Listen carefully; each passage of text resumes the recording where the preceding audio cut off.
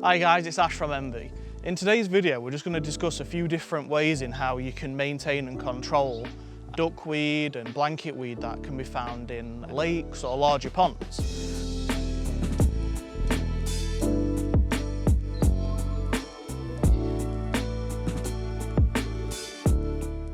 We're actually down at a local lake today where they've invited us down where we can come and just film this video for you, show off their beautiful lakes. It's really lovely. It's a really lovely spot around here.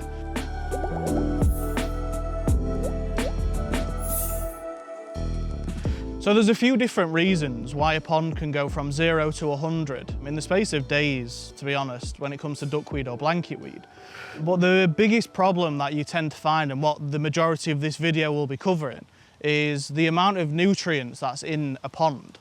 And it's quite surprising. I don't think many people will realise that if you can control sludge, you'll be able to control the majority of pond problems. So the sludge, which you found at the bottom, is where the nutrients come from. This sludge is made up of multiple different things. So if you have a lake or a large pond, you'll know that you have a lot of ducks on there. Ducks produce waste, and the duck waste will sink to the bottom, sit on the sludge that's already there, and that brings in a huge amount of nutrients into the water, which is what feeds duckweed and blanket weed. It also comes from like surrounding trees, where the leaves will drop off, leaves, twigs, anything really, and will drop off, go into the water, that will begin to break down, turn to sludge, sit on the bottom.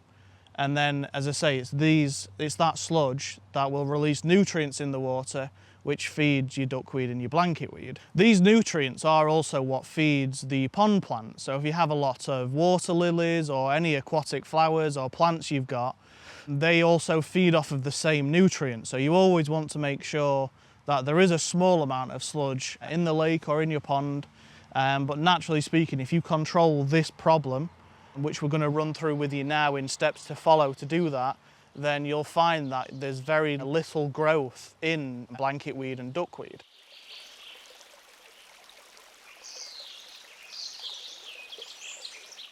So some people really like seeing duckweed in a pond, and I do as well, to small doses. If you have a really small amount, duckweed can add a really nice and aesthetically pleasing view on a pond. The biggest problem with duckweed is if there's a sufficient amount of food source in the water for it, it will take over the pond in days and really does begin to cover the full surface of the pond. If you don't want to see this, removing as much as possible is really beneficial. This is just a lot easier said than done. Whereas with blanket weed, we recommend not to remove this from the water. And when you remove the blanket weed, the spores will just snap off and drop back in the water, which is why that if you do have blanket weed and you've removed it, you'll notice that this will grow back a lot thicker and stronger within days.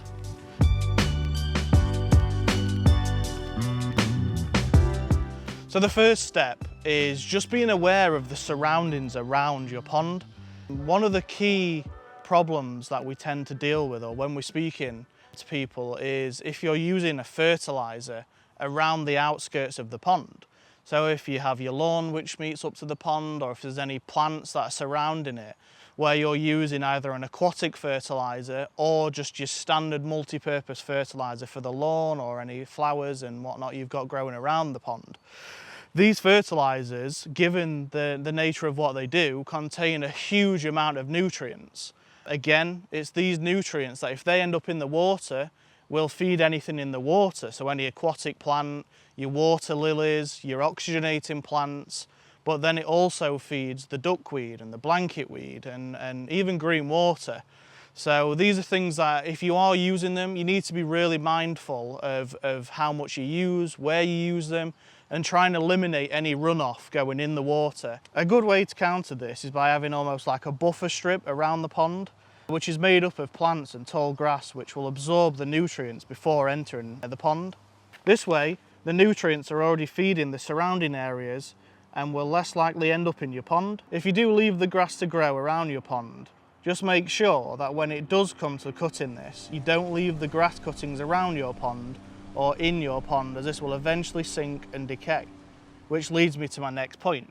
Leaves from the surrounding trees dropping in the water. really tricky for the majority of people who will have a lake or a really large pond, because you'll have multiple trees scattered all around your pond, and they will, at some point, the leaves are obviously going to drop in the water. So any manual removal of these leaves before they start to sink would be very beneficial.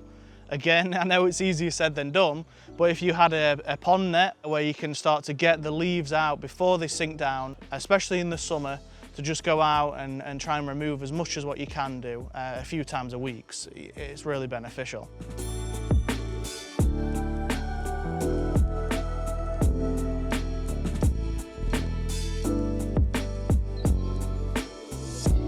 So another thing to consider is the aeration in your pond, or the movement in it. If your pond is very still and there's little to no movement at all, then this creates a perfect environment for blanket weed and duckweed to grow. So if there's any way that you can increase the movement and the aeration in your pond, this will help bring new oxygen in the water. By increasing more oxygen in there, deters or will lessen the likely chance of duckweed being able to grow in the pond. If you have a lake or a large pond, then there's a very high chance that you'll not have power in and around the pond. So if you can get like a solar powered fountain or some solar powered air stones, what you can put and scatter around the pond, this is what's going to help bring more oxygen in the water. It just prevents it from being stagnant, which is essentially a breeding ground for duckweed and blanket weed. So anything you can do to help improve this, the better, and I'd highly recommend for something to consider doing. In a smaller pond, it is a lot easier, but any introduction, especially a solar powered fountain, it's just something I would consider. And they're fairly easy to get and put in, scatter them around, and I can promise you that you'll see a massive difference from doing this.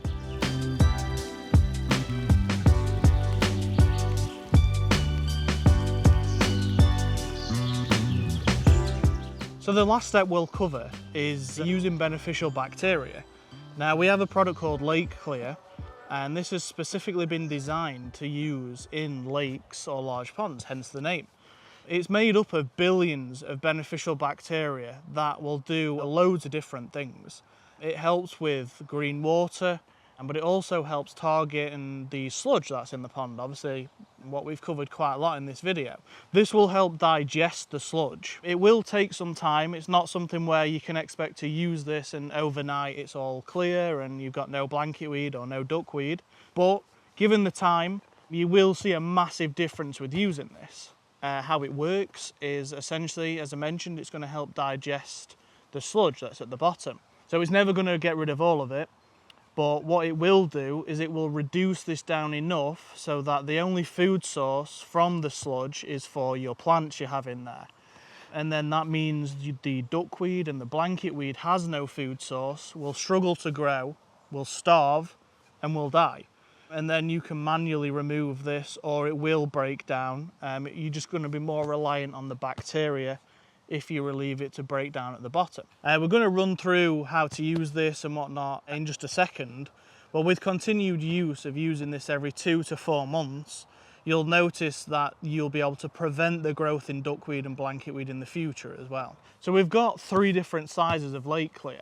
This is a 5 sachet one. But we've also got a 2 and a 10 as well. So we're going to open the box and we'll just show you what the sachets look like. So this is the Lake Clear sachets. Each sachet will treat up to 100,000 litres of water. It's in a water soluble sachet. So as soon as you throw it in the water, this will essentially begin to break down immediately, and this releases the bacteria in the water. When you're doing the application, we always recommend, where possible, to try and scatter the applications around, because that's going to help circulate the bacteria a lot faster. If you remember earlier on in the video, we mentioned that aeration and circulation is a really important aspect to keeping the pond free of blanket weed and duckweed. And this is for not only when you're not using bacteria treatments, but to just help circulate the water anyway. But also when using a treatment like this, it will require good circulation in the pond for the bacteria to filter all the way around as fast as possible. We recommend to do the treatment every 2 or 3 months between March to October. It's still beneficial to do the treatments in the colder months of the year, but the bacteria will work down efficiently to around 4 degrees. So if you wanted to just save some of the sachets and use them when they're most effective, that's absolutely fine.